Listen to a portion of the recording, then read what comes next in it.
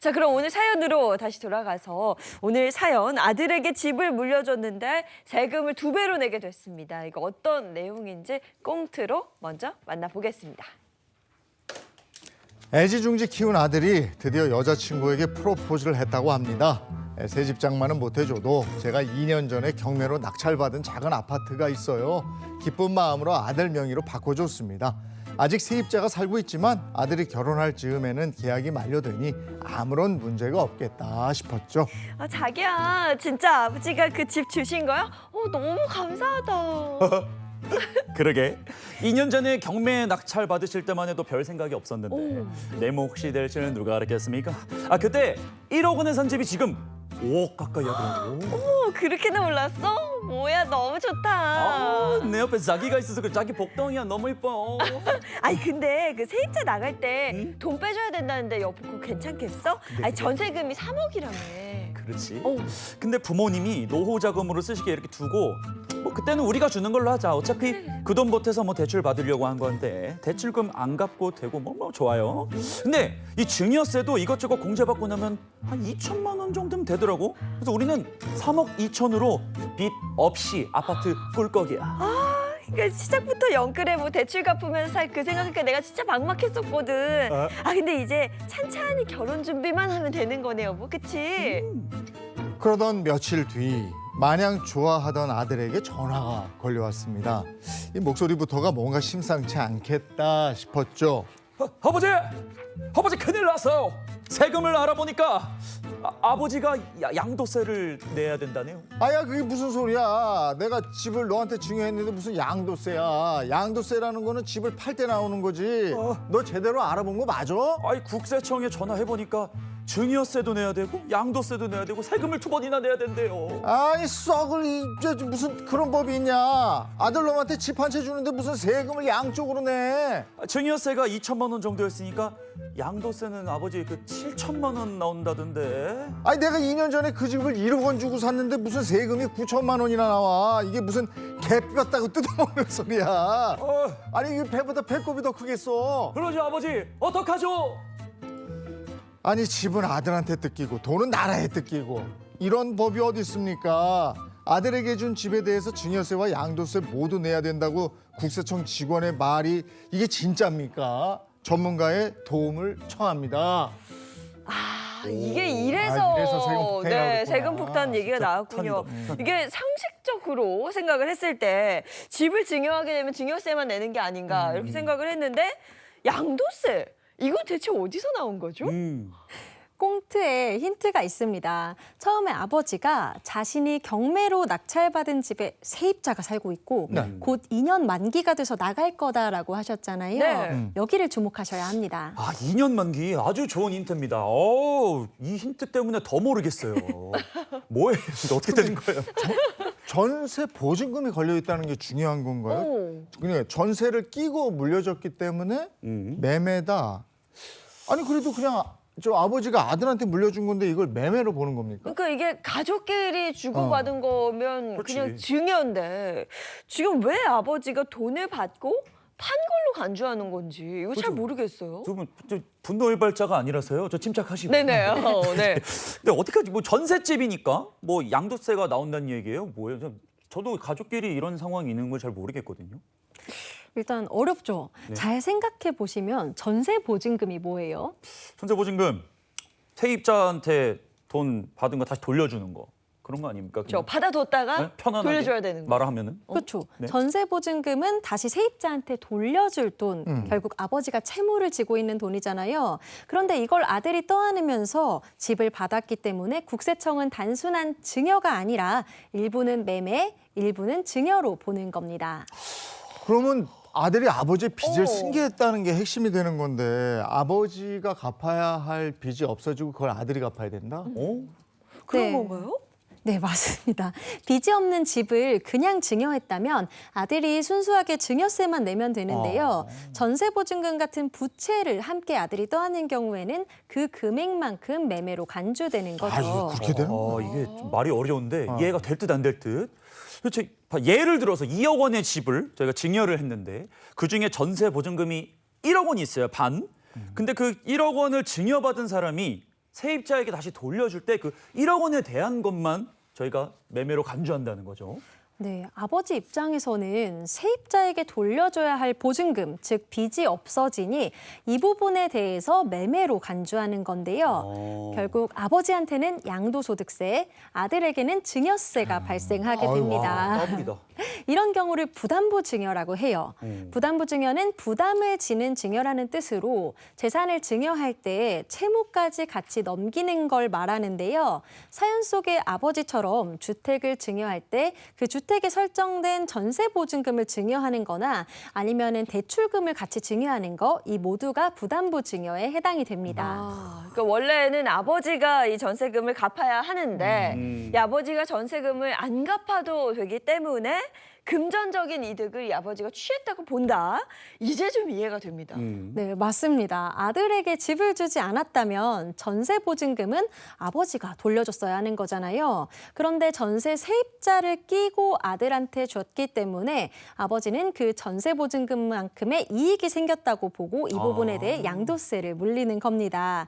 이처럼 부담부 증여는 일부는 유상, 일부는 무상으로 넘기는 방식이기 때문에 각각 다른 세금이 부과됩니다. 야, 그럼 집을 아들에게 주고 나라에 양도세 세금 내야 되고 네. 또 받은 사람은 또 증여세 내야 내야 되고 되고. 뭐 이렇게 되는 건데 아버지 입장에서는 야, 이거 뭐야, 생각도 안 했던 건데 이럴 수가 있을 것 같아요. 자세한 상황을 좀 얘기를 나눠보도록 하죠. 네. 자, 현재 상황입니다. 천천히 한번 살펴보시죠. 아버지가 아들에게 전세 세입자가 껴있는 아파트를 증여했다는 게 일단 팩트입니다. 증여받은 아파트는 아버지가 2년 전에 경매로 낙찰을 받았는데요.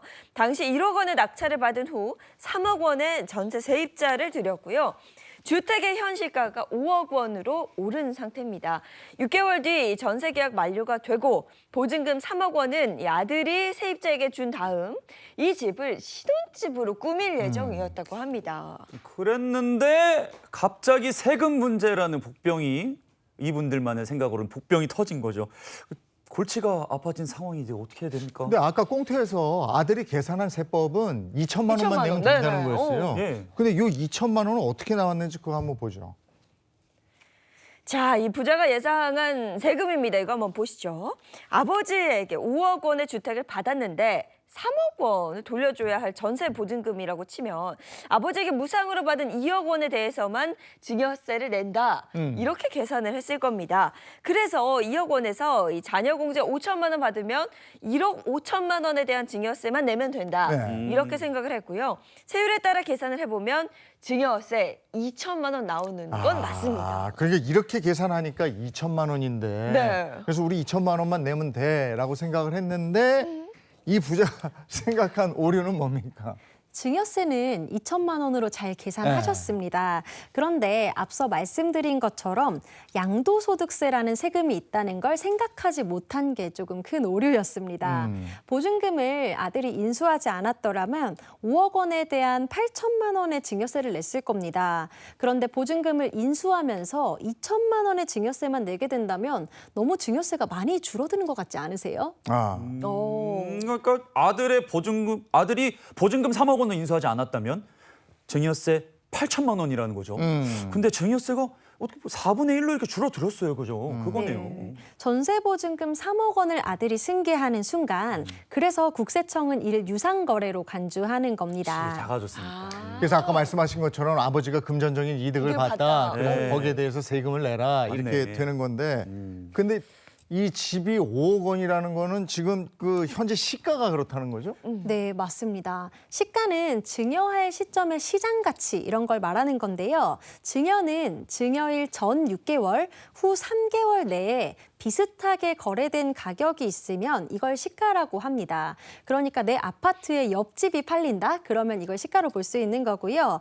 필요할 때는 감정평가를 통해서 산정한 금액을 적용하기도 하고 시가 산정이 너무 어렵다. 이러면은 기준 시가라는 걸 적용하기도 합니다. 그런데 아버지는 이 집을 2년 전에 1억 원의 낙찰을 받았습니다. 근데 방금 말씀하신 그 시가가 현재는 5억 원이라는 거죠. 네, 맞습니다. 양도소득세를 계산할 때 판금액과 산금액의 차이를 계산해서 세금을 매기는데요. 표를 보고 좀 설명을 드리겠습니다. 시가 5억 원이 아니라 아버지가 이득을 본 3억 원이 판 금액이 됩니다. 그래서 판 금액은 채무액 3억 원이고요. 산 금액은 1억 원이었는데요. 이때 1억 원 전체가 취득가액이 되는 건 아닙니다. 시세 5억 원 대비 채무액 3억 원에 해당하는 부분이 60%이기 때문에 1억 원의 60%인 6천만 원만 취득가액이 되는 거죠. 그러면 6천만 원에 산 집을 보증금 3억 원에 파는 걸로 보기 때문에 차익 2억 4천만 원에 대한 양도소득세를 아버지가 내야 합니다. 세금을 계산하면 납부할 세금은 약 7,700만 원이고요. 그러네요. 아들이 낼 증여세랑 세금을 합치면 1억 원 가까이 되겠네요. 야, 1년 반 전에 1억 원짜리 집을 샀는데 세금 1억 원을 내야 된다고요. 네. 야, 이거 뭐, 예. 아니, 아버지 입장에서 좋은 마음으로 아들한테 집을 줬는데 네. 이게 소위 얘기하는 세금 폭탄을 맞은 거잖아요. 맞습니다. 아니 아버지는 아들에게 집도 주고 세금도 내야 하고 어. 이러면 정말 안타까운 상황이 되는 건데 만약에 이 전세보증금을 아버지가 직접 상환한다면 앞서 이야기 나왔던 양도세는 내지 않아도 되는 건가요? 네, 맞습니다. 이 경우 전세금을 고려하지 않고 주택 전체 가치 시가 5억 원을 기준으로 증여세만 부과합니다. 빚 없는 집을 통째로 증여하니까 주택가액 5억 원에서 증여재산가액 5천만 원을 차감한 4억 5천만 원을 기준으로 계산해 보면 이렇게 계산했을 때 약 8천만 원이 나옵니다. 증여세 신고기한 내에 자진 신고를 하면 3%를 공제받아 최종 납부하는 세금은 약 7,760만 원으로 줄일 수 있긴 합니다. 부담부 증여를 하면 세금이 1억 원. 아버지가 그냥 해버리면 7,700만 원인데 이게 2천만 원 정도 가량 절세할 수 있는 그런 상황이거든요. 근데 이게 또 아들이 내면은 부담부 증여하면 좀 아깝긴 하죠, 많이. 아, 네. 이게 이거 두 개만 있는 게 아니다. 증여를 받았으니까 이거 집 받았을 때 취득세도 냈을 거 아니에요. 맞아요. 취득세도 있습니다. 그죠? 이거 뺀 거야, 우리가 지금요. 취득세도. 증여세가 있었고 취득세도 네. 있고 지금 양도세 다 내는 거예요, 네. 지금. 세금 많다. 근데 이렇게 세금이 양도세, 증여세 이중으로 나오고 이럴 때 세금을 줄일 수 있는 방법은 뭡니까? 만약에 이 경우에서도 1세대 1주택 비과세 요건을 갖췄다면 양도소득세를 안 낼 수 있었을 겁니다. 오. 그런데 만약 아버지가 1세대 1주택자면서 2년 이상 보유한 상태에서 부담부 증여를 했다면 양도소득세 7,700만 원을 안 낼 수 있었던 아. 거죠. 시세 5억 원짜리 주택을 증여세 2천만 원만 내고 넘겨줄 수 있으니까 사실은 아버지가 1주택자에게만 했어도 좋은 방안이 있었을 겁니다. 네. 그런데 해당 사례는 아버지가 본인이 주택을 갖고 있는 상태에서 다른 주택을 아들에게 증여했기 때문에 양도세가 나올 수밖에 없었습니다. 네, 이 부자는 뭐 안타깝지만 잘못된 선택을 한 겁니다. 잘못된 선택이었다 이렇게 보면 되는데 이 부담부 증여 방식이 유리할 때도 있다고 하더라고요. 절세를 위해서 부담부 증여를 이용할 수 있는 경우 어떤 것들이 있을지 그것도 좀 궁금합니다. 네, 분명 있긴 합니다. 퀴즈를 한번 드려볼게요. 퀴즈 그것도 김현우 소장님한테 배우신 거예요? 이거 비슷하게 가시는데 우리 김현주의 퀴즈쇼 한번 제가 한번 해보도록 하겠습니다. 자신은 없는데 네. 그 한번 퀴즈 한번 보여주세요. 자, 오늘의 퀴즈입니다. 땡땡땡 집은 부담부 증여가 이득이다. 땡땡땡. 요거는 좀 잘 알아둬야 할 것 아하. 같아요. 이게 가로 안에 들어갈 말이 무엇일지 궁금합니다. 땡땡땡 집은 부담부 증여가 이득이다. 방금 부담부 증여 약간 돈이 아깝다고 하셨으니까 여기 이게- 사례자분이랑 반대로 반대로. 만 하면 되는 거 아닙니까? 그냥 뭐 부담부 증여 반대되는 집 그냥 그렇게 편안하게. 너무 날로 먹었나요? 네, 그러니까 어떤 집인지 좀 구체적으로 말씀해 주셔야 합니다. 야 그러면은 일단 반대 상황인 거야. 아버지 그러니까 빚이 없는 상태였잖아요. 근데 아버지의 빚까지 다 갚아주는 그런 집. 아버지가 그렇죠. 빚까지. 그러니까 아버지가 빚까지 아예 아들한테 막 신경 안 쓰고 내가 다 해줄게. 나 돈 많아 일단은. 그런 집. 예. 아니 뭐 대출금이 아예 깨어있지 않은 집. 그렇지. 뭐 이런 건가요? 너무 극단적으로 갔나? 전세를 끼고 있냐, 뭐 대출을 끼고 있냐 이것보다도 중요한 게 있는데요. 이 아들의 경우 5억 원 주택에 3억 원 전세 대출금이 있었잖아요. 이 5억 원의 양도소득세를 매겼나요? 우리가 3억 원의 양도세를 매겼나요? 그렇죠. 이제 3억 원 아들이 내야 될 3억 원에 대한 양도소득세를 매겼죠. 네. 네. 양도세라는 건 양도 차익에 대해서 부과하는 거잖아요. 예를 들어 1억 원을 주고 3억에 팔았다면 차익 2억 원이 생긴 건데 여기 양도 차익에 부과하는 게 양도소득세가 되는 겁니다. 양도소득세가 발생하게 되면 오늘의 사연처럼 부담부 증여가 오히려 손해일 경우가 있습니다. 네. 반대로 생각했을 때 부담부 증여가 이득이 되려면 양도소득세가 없어야 되겠죠. 그러니까 정답은 양도소득세가 안 나오는 집은 부담부 증여가 무조건 이득이다입니다. 그러면 양도소득세가 아예 안 나오는 조건을 충족하는 집, 그리고 양도소득세가 아주 적게 나오는 집, 이런 집은 부담부 증여를 해주는 게 좋다, 이런 거예요. 네, 맞습니다. 실제로도 정말 많은 절세가 되는 걸 현장에서 많이 보고 느낍니다.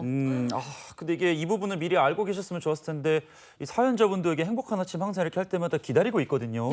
방법이 없지 않겠습니다만 눈 뜨고 코베인 것 같아서, 왜냐하면 2천만 원을 더 내야 되는 상황이니까 혹시 사연자분을 위해서 지금 와서 물어거나 막 좀 할 수 있는 방법이 없을까요? 제발. 3개월 안에 증여를 취소할 수 있긴 합니다. 그런데 아까 말씀하신 취득세가 있었잖아요. 취득세는 이미 냈으면 증여를 취소해도 물을 수가 없기 때문에 취득세는 부담하고 취소를 해야 하는 문제가 있습니다. 그런데 취득세는 3개월이 아니라 60일 내에 내게 되거든요. 네. 아직 60일 내에 취득세를 안 낸 상황이라면 증여를 취소해 볼 가능성도 있습니다. 이게 2달이고 네. 5억짜리 집은 취득세가 얼마예요? 5억짜리 집은 증여로 받을 때는 몇 퍼센트, 3.5% 뭐 이렇게 정해져 있는 퍼센테이지로 매기게 됩니다. 네, 이거는 일단 3개월이 안 됐기를 바라는 수밖에 해봐요. 없는데 네. 아버지가 1주택자가 아니니까 양도세를 안 낼 수는 없지만 조금이라도 이게 조금이라도 세금을 좀 줄일 수 있는 방법 없을까요? 양도소득세를 줄일 수 있는 방법은 아버지의 상황 때문에 없지만 증여세는 꽤 많이 줄일 수 있을 것 같습니다. 현재는 시세 5억 원에서 채무 3억 원을 뺀 2억 원의 아들 단독 명의로 증여를 했기 때문에 세율 20%를 적용받아서 증여세가 2천만 원 정도 나왔는데요. 곧 결혼할 예정이라고 했잖아요. 네. 결혼할 예정이니 아들과 며느리에게 나눠서 증여를 하면 증여세가 조금 줄어듭니다. 그러니까 한 사람한테 몰아주지 말고 나눠서 증여하라.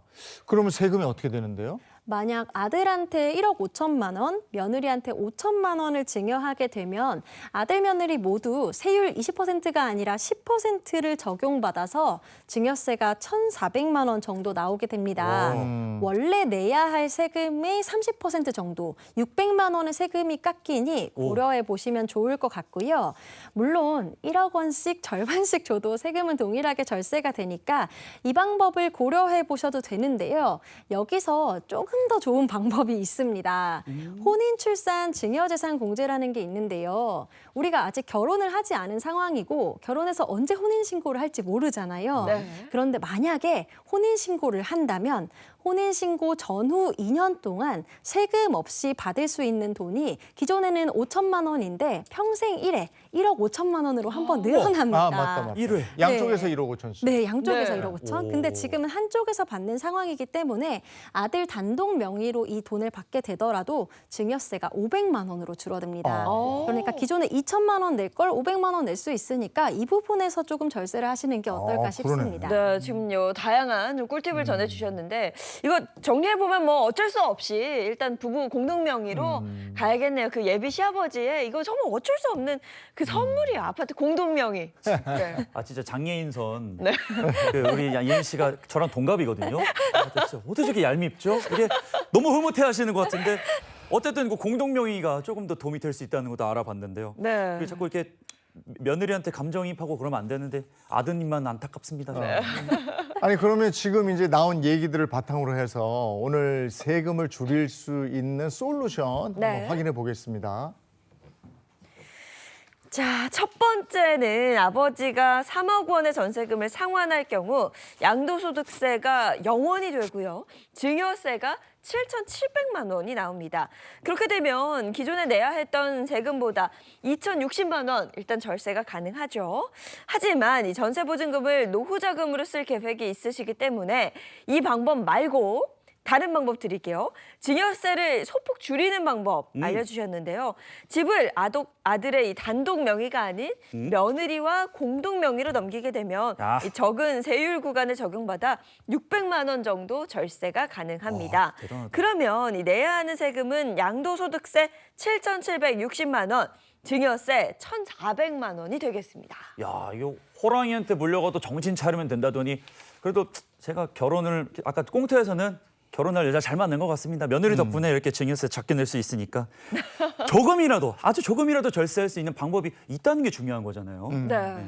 오늘 부담부 증여에 대한 얘기 우리가 해봤잖아요. 네. 그 부담부 증여가 이거 지금 보신 분들은 그게 뭐야 이럴 수 그렇죠. 있는데 그거 한번 정리를 해주시면 좋을 것 같아요. 네, 부담부 증여란 증여를 할 때 그냥 전체 금액을 다 주는 게 아니라 약간의 조건부죠. 빚을 같이 인수해라. 아니면은 내 여기 전세 세입자의 보증금을 인수해라. 이런 식으로 채무를 같이 인수시키는 증여 방식을 얘기합니다.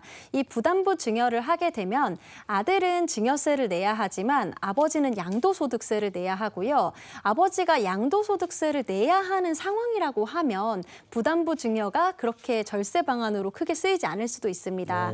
그런데 아들이 증여를 받을 때 아버지가 1주택자고 2년 이상 보유한 요건 같은 것들을 충족해서 양도소득세 비과세를 받을 수 있다고 하면 이 비과세 혜택을 받는 사람이라면 이 부담부 증여가 꽤 효과적인 세법 절세 방법이 될 수 있습니다. 그러니까 그거요.